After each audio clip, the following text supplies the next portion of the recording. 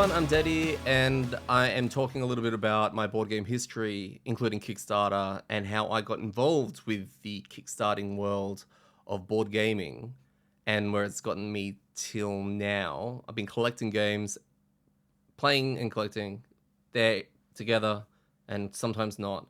But I've been doing all of my board game collecting and playing for, I think we're at 9-10 years, somewhere in that mark. Where are we at? 2023. Okay, so more like 8 years, 8-9 years.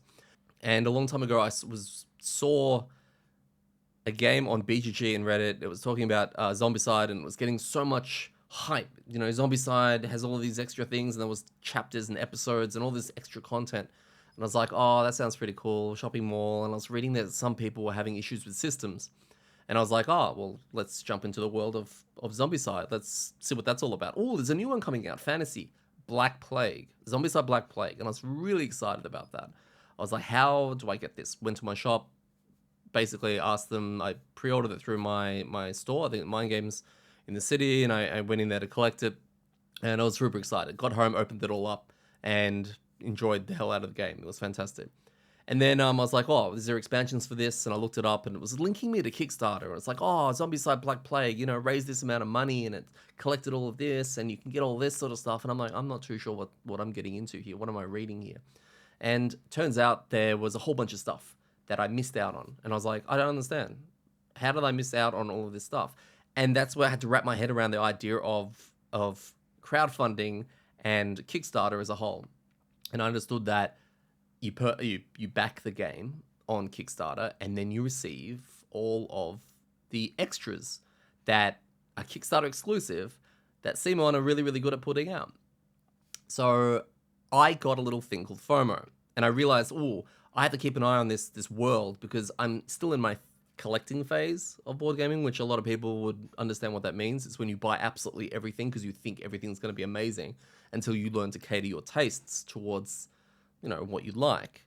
So I went and started looking into Kickstarter, and this is going to be a little bit of chat about my board gaming backing Kickstarter history, in that I have backed 214 projects, and that's slowed down dramatically from years ago when it was actually a lot higher. Like, as in, it was a lot more in a year.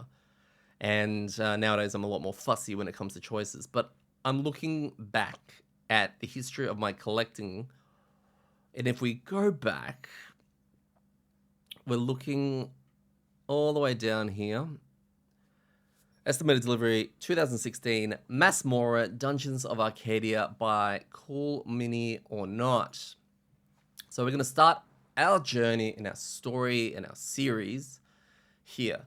So a long time ago, there was a game called Arcadia Quest, and Tom Vassell from the Dice Tower loves this game. It always was featuring, at least back then when I was watching his top 10s, it was one of his favorite games. And I looked into it, and the artwork's cute, and I love the idea of the PvPvE component to the game. Everyone's split into 4 different factions, and you get to draft your heroes for that faction in a pool of heroes, and then fight each other and fight the monsters. And it's objective based. You can damage each other, you can throw spells at each other, but you can also attack monsters, and you've got to move around this little dungeon, and you guys can get killed and sent back to spawn. And it's kind of like a mini race, but strategic in, you know, when do you actually fight? Because you could attack a monster only for someone else to snipe it away from you and get credit for it. Really, really devastating stuff. So Arcadia Quest quickly became one of my favorite games. I really, really enjoyed that game. I looked into Kickstarter, and the very first game I ever saw and backed was called, at the time, Cool Mini or Not, brought out Masmorra, Dungeons of Arcadia. And let me tell you, this got me so excited for multiple reasons. It's made by the same people who did Arcadia Quest, I believe, as in published anyway.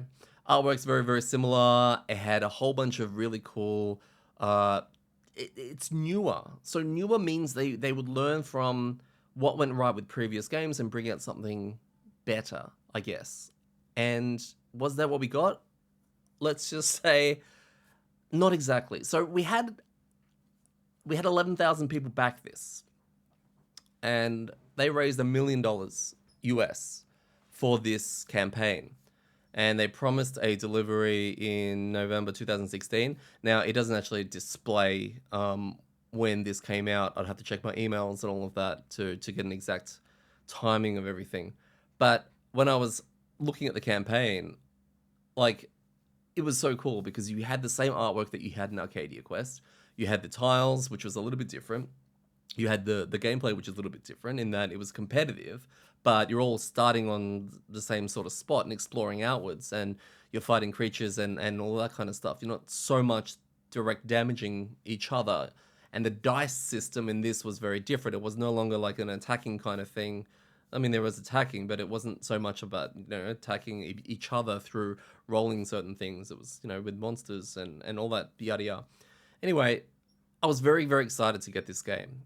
So they brought out the campaign, and upon looking at it, this is what I'm talking about right here. When you buy a game from a store, it will come with all the components. It should anyway. It will come with all the components needed to play that game, and a lot of the a lot of the pieces in there are cardboard, which is fine. That's what That's what a lot of Euro games are. That's what a lot of Uwe Rosenberg punching all Feast for Odin sort of stuff out. It's a lot of cardboard chits and cardboard tokens. And that was in my head, everything that was in the game. So these CMON or Not games, especially Masmorra and Arcadia Quest, they have all the cardboard bits for everything you need. The treasure tiles, the wound tokens, the XP trackers, coins, all that kind of stuff. It's all cardboard. But if you back it on the Kickstarter, you get the plastic treasure chests. And you get the plastic stuff. You get plastic of everything. You get more stuff from backing it than you did when you bought it from the retail, from shops. Now, see this little green Kickstarter exclusive? This is what reels you in. This is what gives FOMO. And this is where I learned what FOMO was. It was around this time that fear of missing out became a thing that I finally understood as a concept. And these guys were very good at generating FOMO. I got FOMO. So looking at Masmorra's campaign, you have all of these heroes that you would not get retail. They're exclusive to the Kickstarter. And they came in a whole separate box. You had all these creatures, these heroes and figures that you wouldn't get normally. No longer were you going from a base game, like Zombicide, for example, of 6 characters that you would swap in and out to each other. Okay, that's a lie. In Zombicide, you had to have all 6 characters on the board, which meant you never got to... The only thing you got to swap out was who got to control who, and that was it. When you back the Kickstarter version, you suddenly have a plethora of new guys that you can swap in and out. So you can literally choose who comes on this journey or who's actually playing the game, which characters are going to be in the game, which abilities, etc. It just changed the dynamic and made the game so much more juicy. But in order to get that, you have to back it on this. If you missed out on the campaign, you're pretty much missing out unless you're going to pay those secondhand prices or those prices from people selling their pledges on Facebook Marketplace and BGG and all that kind of stuff. So in this particular one, Masmorra, you have optional buys. I was looking at, monster dice set. That sounds cool. I think I need that. Adventure set, 5 new heroes. Oh, more heroes, right? Whatever gives more people is just right because it gives more options. So I went and backed that as well. Promo dice set, Arcadia. This was huge. Arcadia crossover kit. So I already have a lot of love for Arcadia Quest, and I already got a lot of content for that I actually bought some stuff on Facebook Marketplace for it, so I didn't miss out on that. This allows me to literally cross all the characters over from one game to another. So Masmorra people could play Arcadia Quest, and Arcadia Quest people could play in Masmorra Quest. Masmorra, yeah, not Masmorra Quest. And it was so cool to be able to add that much. I love options. I love being able to customize the game completely with which characters are in and just having all those kind of options. More of that a few years later, when I understood that, look, you're not necessarily going to use all of those options. Color dice packs, treasure packs, plastic tokens packs. I mean, very, very cool. No more cardboard. You've got these little feet, right? And the little colors. So this game eventually did arrive, and I remember going to a mate's place to play this. And we set it up and I was super excited. I'd read the rules. In fact, Watch It Played had a really good segment on this of learning how to play Masmorra with Rodney. It was brilliant. It was easy. And I got to sitting down and playing this with them. And by the end of it, like, it didn't give me the excitement of Arcadia Quest. It wasn't as long. It probably wasn't as complex. It was probably easier. And then it kind of dawned on me that this was, you know, a bit family orientated, a little bit on the easier side. And the gameplay was just a little bit different. Long story short, I just didn't like it too much. It was okay. It was fine. It was a different idea. But what I really wanted to do immediately was play Arcadia Quest. I wanted to grab these characters and go, well, and that's actually what I did. I have not touched Masmorra since. I've actually taken all the characters, I've started to paint them, and I've put them all with my Arcadia Quest kit in the hopes of playing more Arcadia Quest. Spoiler, I have not, but I still would very much like to play more Arcadia Quest. This game was not very good for me and my group.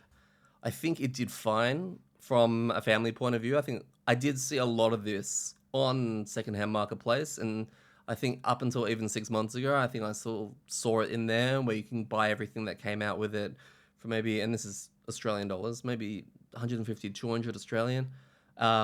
Just because it's just not that mind-blowing. I think from a collector's point of view, it's actually pretty cool because the characters and the sculpts and all of that are actually really nice. But other than that, yeah, I can't really say whether or not, you know, it's still remembered fondly from a lot of people. So where does this game like sit for me in terms of will I ever see it again?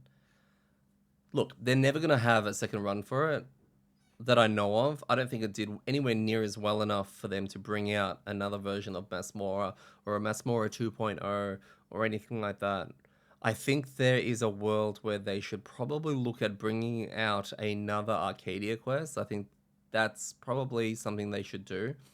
They did bring out Arcadia Quest, I think Inferno, and they brought out Star Arcadia Quest, but I do think there is a world where they could do it again. There's enough time that's gone past. I just think right now maybe they're too much focused on their IPs.